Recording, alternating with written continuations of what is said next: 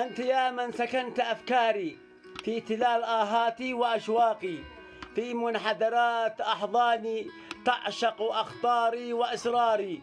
دوما تلعش ذكرياتي، أنت أروع اختياراتي، أروع أراك في شوارع قلبي سائح تخطف أنظاري، تتنفس فجرا وتلفظ أنفاسي في شواطئ أسحاري، ترسم أجمل أسماري، تجمع كل ابتساماتي وتعزف على أوتاري،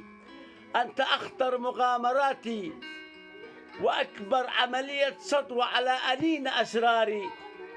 سطرك جزيرة تمرح فيها أقماري، وتلوذ اللهفة تشتاق إلى إبحاري، وترتعد أغصان أعصابي إلى عناقك، وهو غاية اضطراري، عملية سطو على